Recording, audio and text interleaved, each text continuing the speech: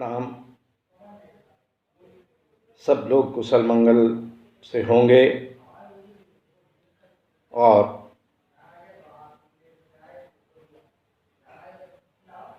भांति भांति के अपने कार्यों में लगे होंगे।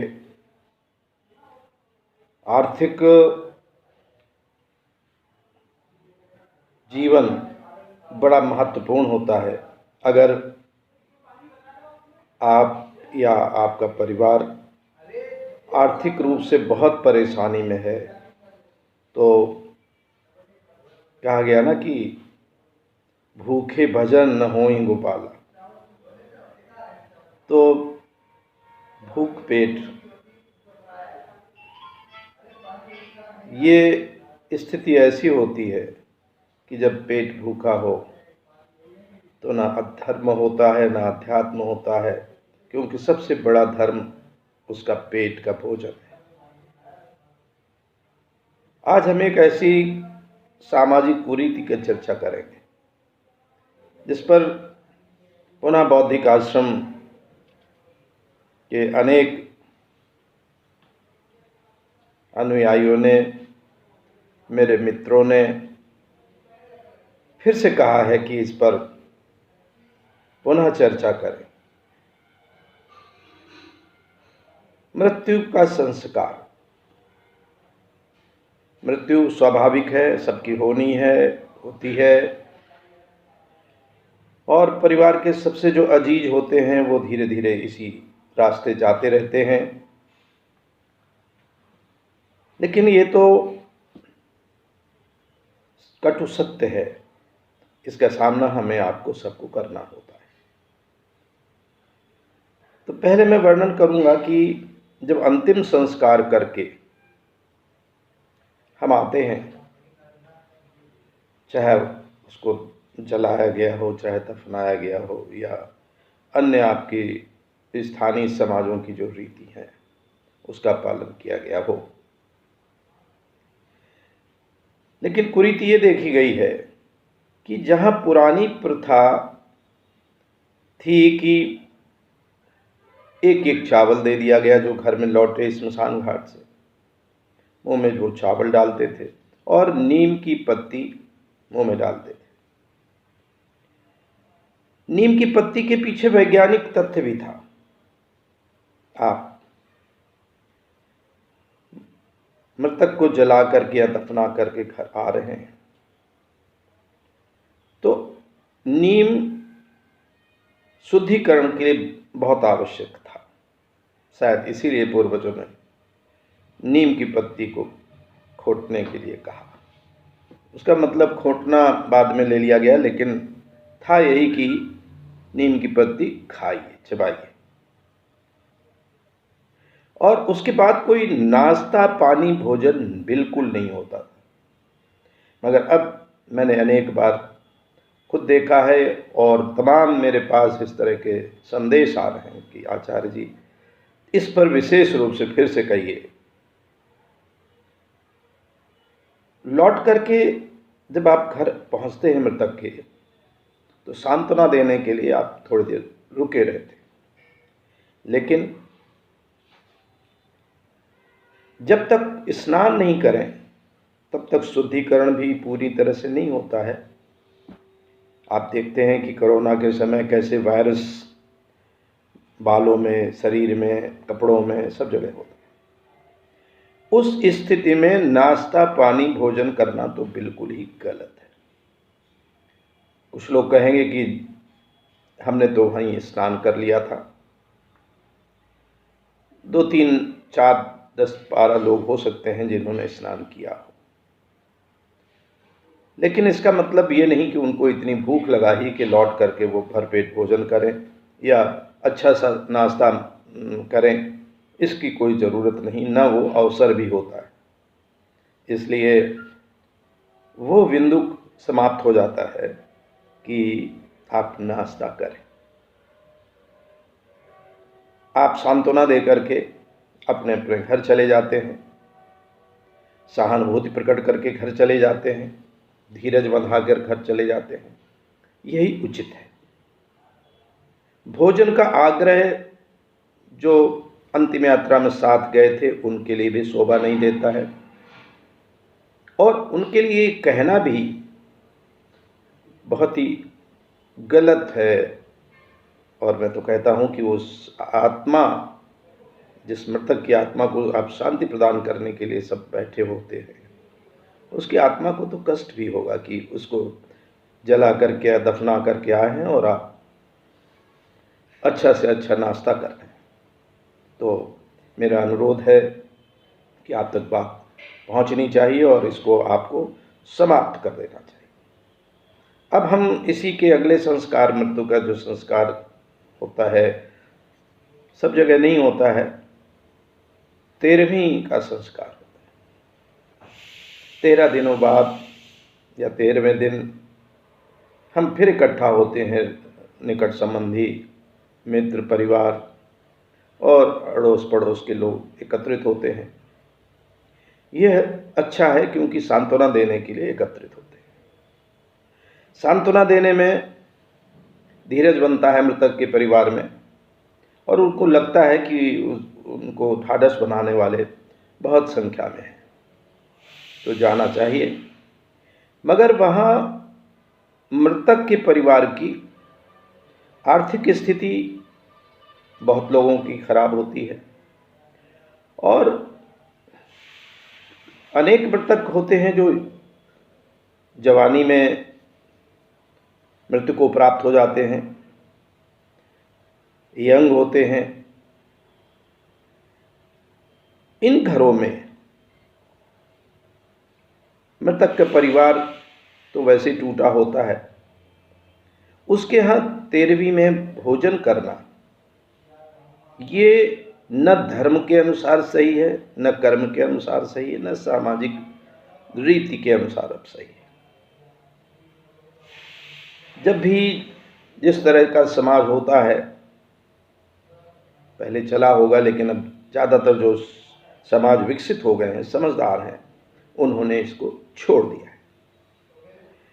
एक सामाजिक दबाव सा अलग से बना होता है लोगों के बीच में कि मृतक के परिवार, मैंने बहुत बार स्वयं देखा है कि वो कहते हैं कि दूसरे ने तो मरने पर अपने जिस सगे संबंधी जिसकी मौत हुई थी उसके बाद बहुत अच्छा खाना खिलाया था, तरह तरह का भोजन, मिष्ठान, खीर, पूड़ी, सब्जी, रोटी, ये सब दिया था। तो इस दबाव में वो भी सोचता है कि मैं भी करूं, नहीं तो दूसरे लोग क्या कहें। अरे भाई, ये कौन सा दबाव हुआ? आप विद्वान हैं, आप समझदार हैं। अगर कोई गलत दबाव भी हो तो आप उसको क्यों मानते हैं? क्या आपका वो सगा संबंधी जिसकी मृत्यु हुई है, आप अगर आत्मा मानते हैं तो क्या उसकी आत्मा संतुष्ट होगी कि आप उसके मरने पर बड़े खुशहाली मना करके तरह तरह का भोजन, मिष्ठान, खीर, ये सब खा रहे हैं? वो तो दुखी होगा कि ये सब कर क्या रहे। तो उसको दुखी मत करिए। अगर आपको बहुत लगता है कि नहीं, आदत पड़ चुकी है समाज में कुछ न कुछ खिलाना है, तो आपने पूजा स्थलों में, धार्मिक स्थलों में देखा होगा कि एक होता है भंडारा। भंडारा, और उसमें बोलते हैं, जो खाते हैं उसको प्रसाद बोलते हैं, भोजन नहीं बोलते। क्यों प्रसाद बोलते हैं? कि वो छोटे रूप में दिया जाता है और उसको प्रसाद रूप में ही ग्रहण किया जाता है। तो अगर मृत्यु संस्कार है तो यहाँ भी तो प्रसाद ही होगा। तो प्रसाद होगा क्योंकि ये दुख का संस्कार है, कष्ट का संस्कार है। तो अगर मृतक की स्मृति में आने वालों को 13वीं में कुछ प्रसाद के रूप में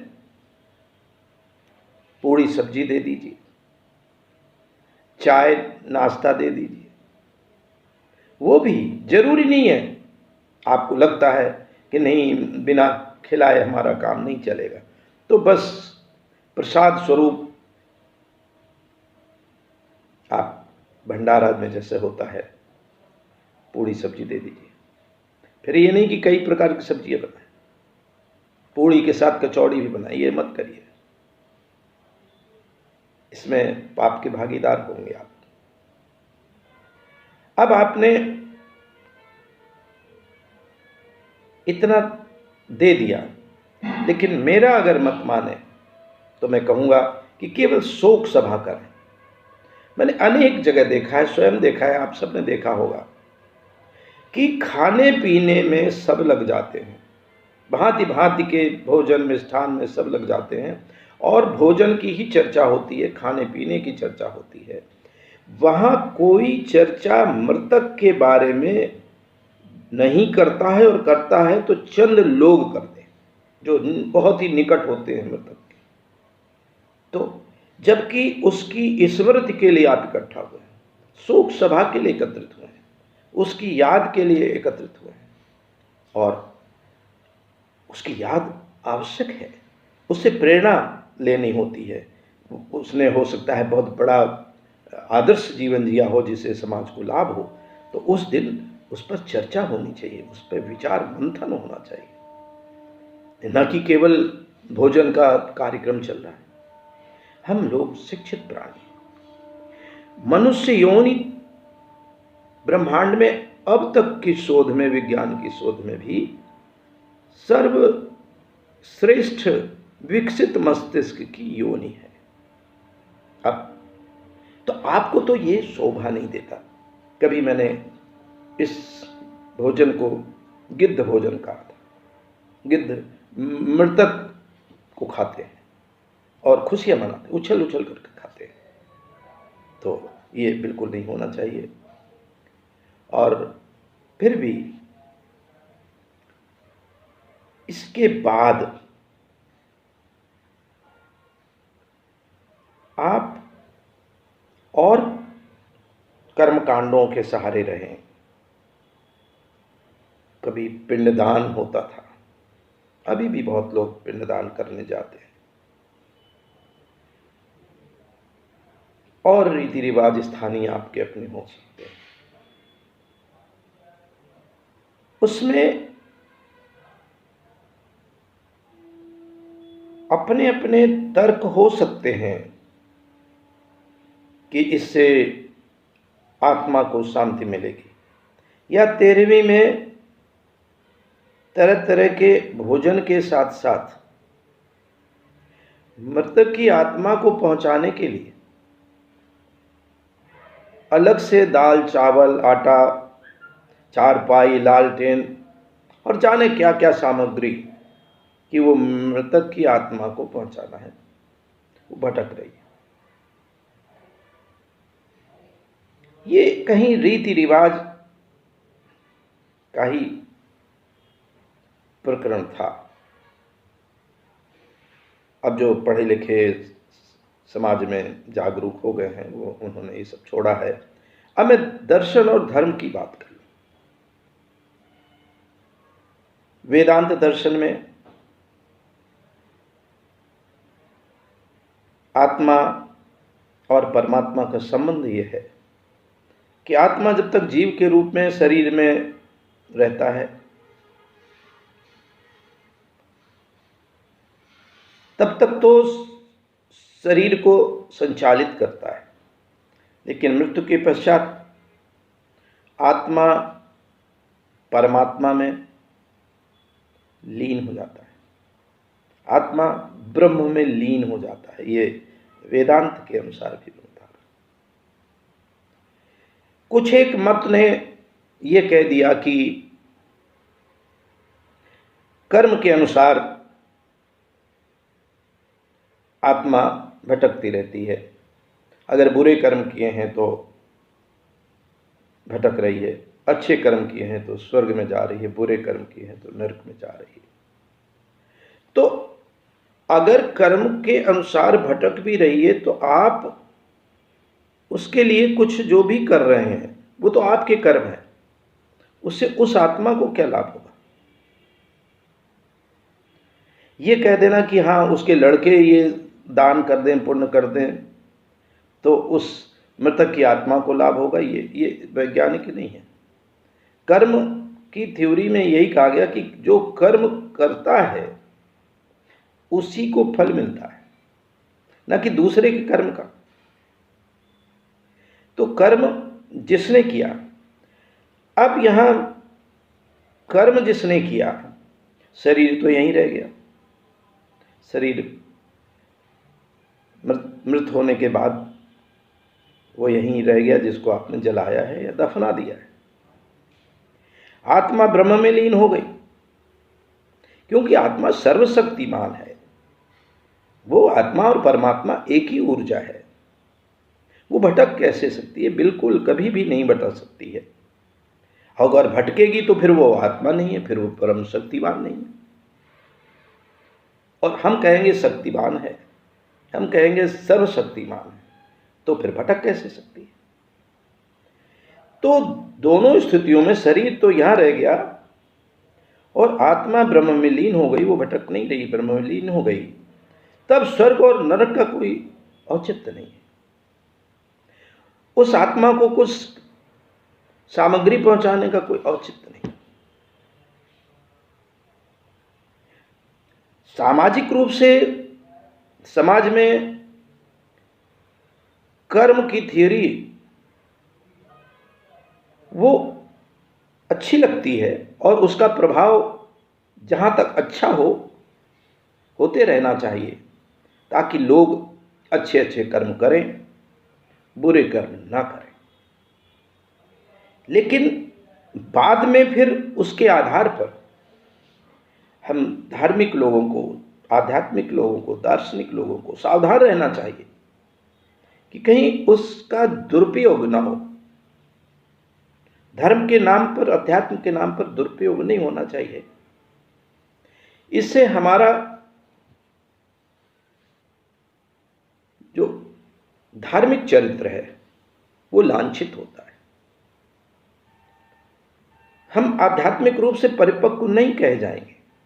एक तरफ हम आत्मा को सर्वशक्तिमान माने और फिर दूसरी तरफ कहें कि वो भटक रही है, उसको कुछ यहां से भेजा जाए मृत्युलोक से। तो अब विज्ञान, अभी तो मैं धर्म और दर्शन की बात करता हूं, अब विज्ञान की बात भी कर रहे हैं। विज्ञान के अनुसार जो शरीर हमारा बना हुआ है वो पदार्थों से मिलकर के बना हुआ है, तत्वों से, एलिमेंट्स से मिलकर बना हुआ है, और चैतन्य भी है। जो चेतना है वो भी उसका एक अंग है। तो पदार्थ मृत्यु के पश्चात जो शरीर के सारे पदार्थ हैं वो मिट्टी में मिल जाते हैं। पदार्थ पदार्थ में मिल करके और रूप परिवर्तन हो जाते हैं। आपके अंदर हाइड्रोजन है, पोटेशियम है, सोडियम है, कार्बन है, कैल्शियम है, ये सारे तत्व एलिमेंट्स शरीर में है। वो प्रकृति के हर जीवधारी में है, और जो जीवधारी नहीं है उनमें भी यही मैटर है। पूरे ब्रह्मांड में मैटर है। जब बिग बैंग थ्योरी के बाद जब ब्रह्मांड की उत्पत्ति हुई तब से मैटर है, और मैटर नष्ट नहीं होता है। मैटर केवल रूप बदल देता है। तत्व ये तत्व होकर के दूसरा तत्व बन जाता है। एक पदार्थ है, वो पदार्थ यही मिट्टी में मिल गया मृत्यु के पश्चात। दूसरा ऊर्जा का रूप है। आपके शरीर में जो, जिसको हमारे दर्शन में आत्मा भी कहा गया, वो ऊर्जा है। नास्तिक मित्र ऊर्जा को तो मानते ही हैं, विज्ञान को मानते हैं, वो तो ऊर्जा को मानेंगे। अब ऊर्जा, वो कहते हैं कि शरीर के साथ नष्ट हो गया। मैं कहता हूं शरीर भी नष्ट नहीं हुआ, उसका तो पदार्थों में जगह जगह परिवर्तन हो गया। कोई पदार्थ नष्ट नहीं होता, ये विज्ञान ने सिद्ध कर दिया। मैटर नष्ट नहीं होता, केवल बदल जाता है। परिवर्तनशील सृष्टि है, ब्रह्मांड है, प्रकृति है, वो केवल बदलता है। तो शरीर के पदार्थ बदल गए, मृत्यु के पश्चात बदल रहे हैं, नष्ट वो भी नहीं हुए। और ऊर्जा क्या नष्ट हो गई? एनर्जी नष्ट हुई? एनर्जी तो बिल्कुल ही नष्ट नहीं होती है। और वो चाहे लाइट एनर्जी में जाए, चाहे इलेक्ट्रिक एनर्जी में जाए, मैग्नेटिक एनर्जी में जाए, और फोर्सेस हैं, ऊर्जा है, उसमें जाए, एनर्जी एनर्जी में मिल जाती है।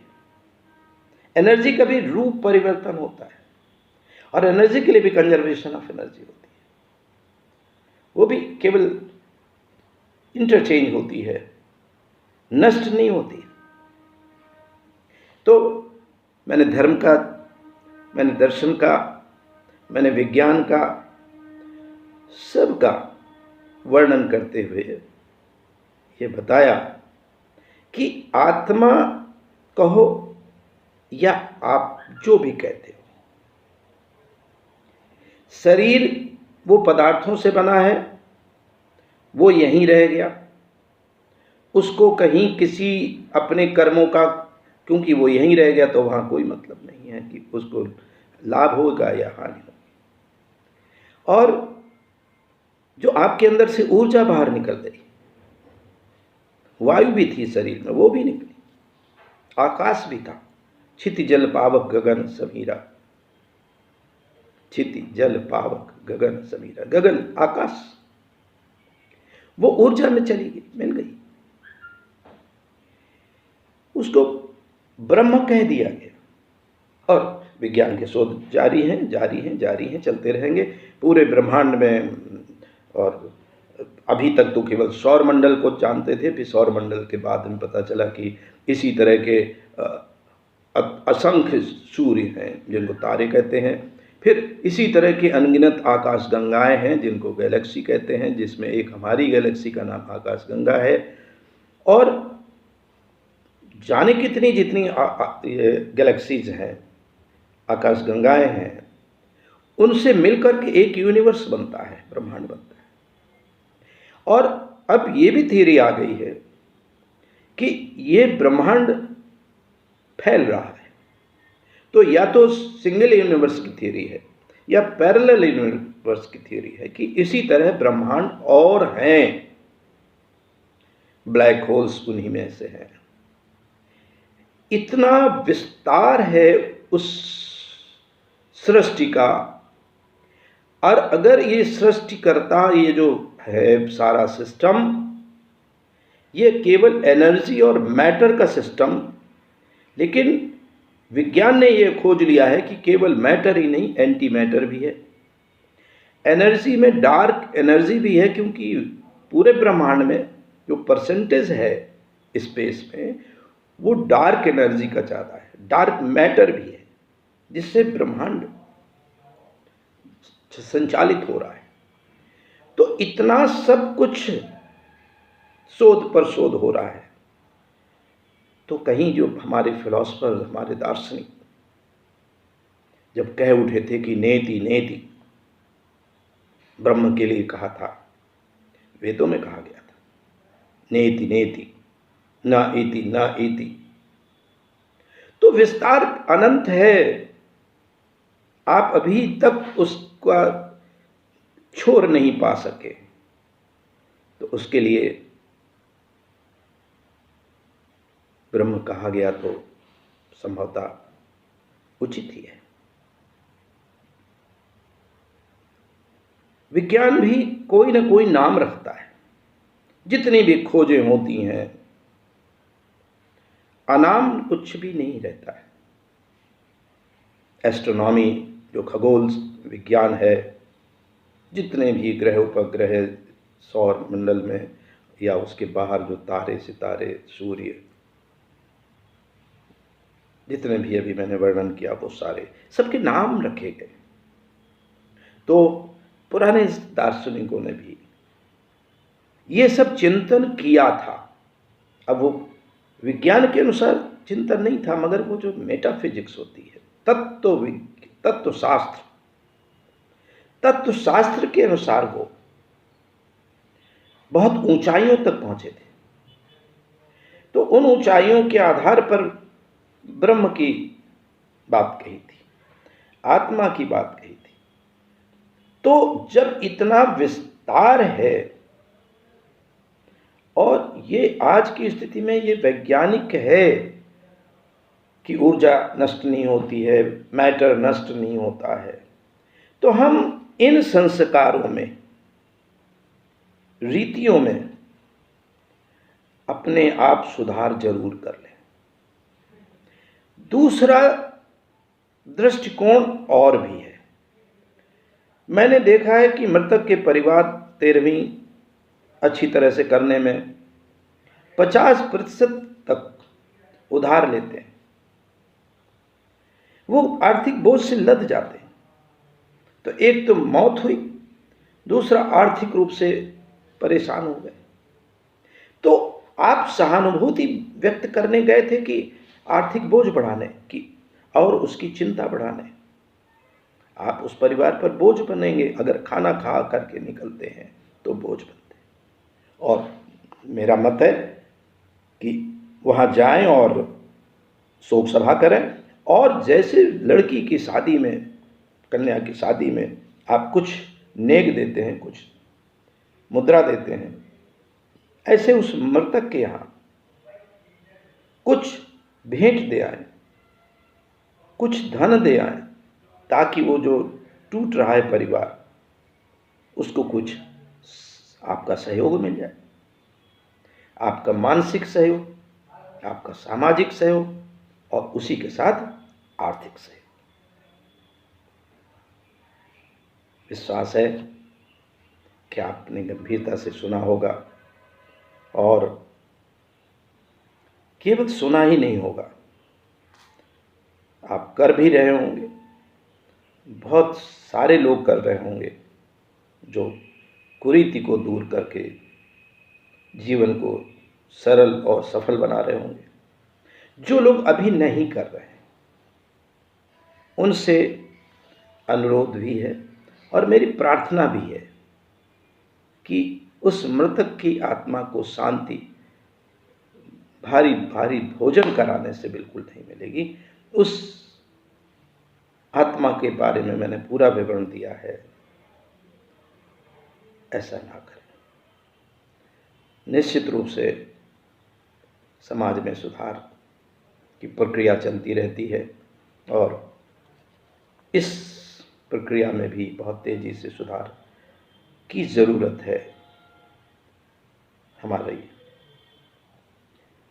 मनसा है, हमारी इच्छा है, हमारी भावना है कि सब लोग